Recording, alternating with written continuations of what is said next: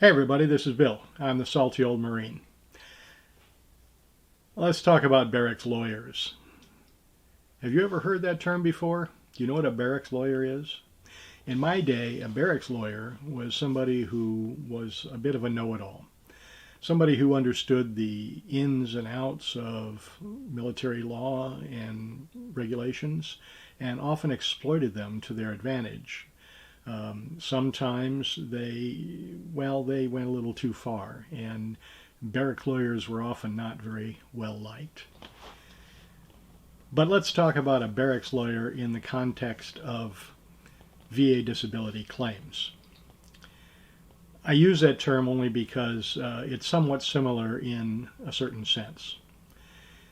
Most veterans who file disability claims don't know a whole lot about the VA disability process.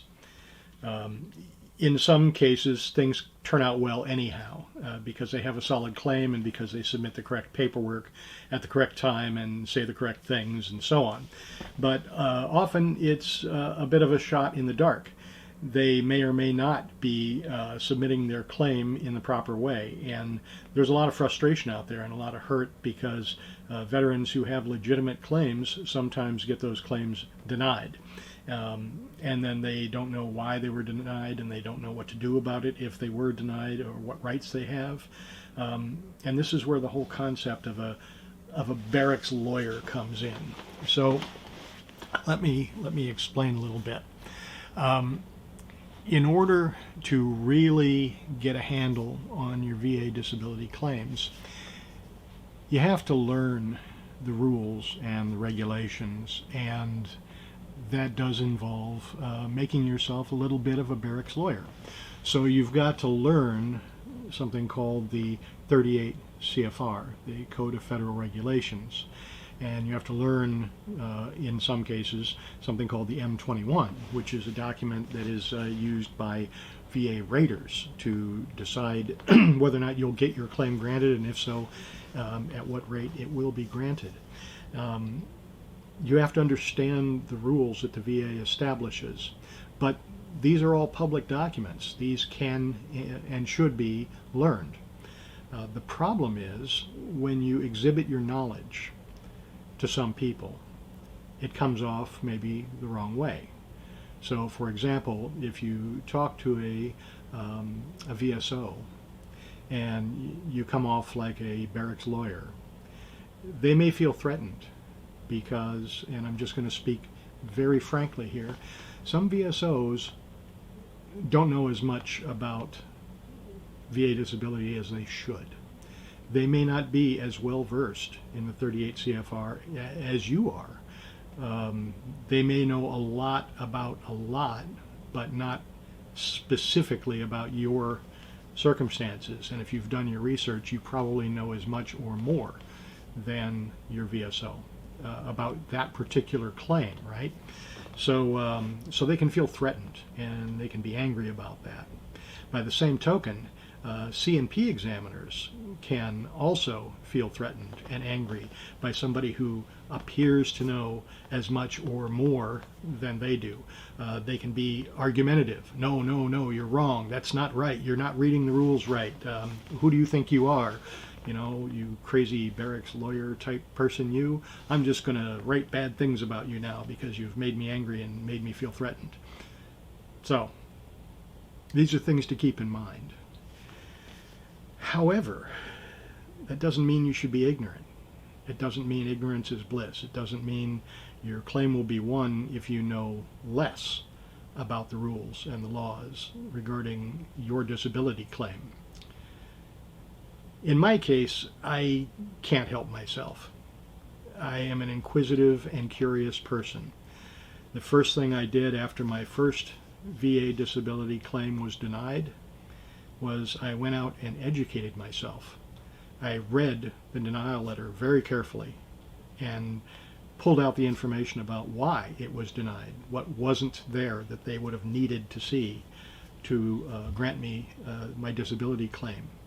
And once I found that information, I dug further and I watched YouTube videos and I read the 38 CFR and I read the M21 and I understood what was missing, so I was able to provide those things for my subsequent disability claim, which was successful.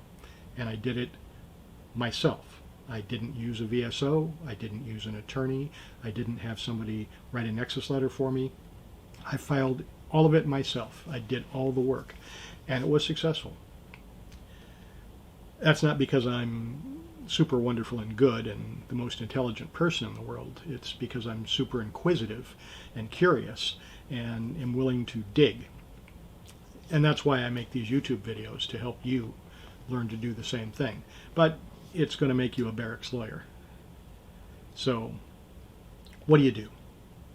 Well, the first thing you have to do is learn not to be aggressive about your knowledge.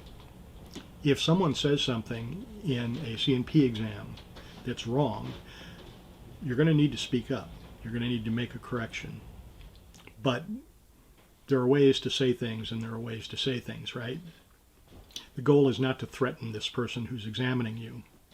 The goal is to make sure the correct information is given. And you can do that. You can bring your notes to your C&P exam and you can explain, well, according to the 38 CFR, blah, blah, blah, blah, blah, blah. And that's okay. You're not supposed to be ignorant of all these things.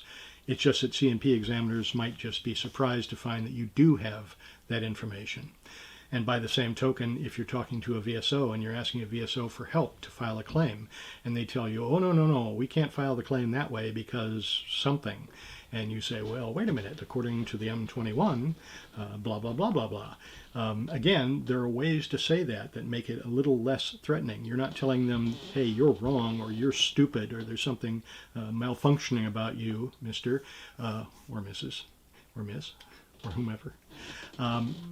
What you're saying is that according to this information, this should be done in a certain way, and I would appreciate it if we did it in that way, right?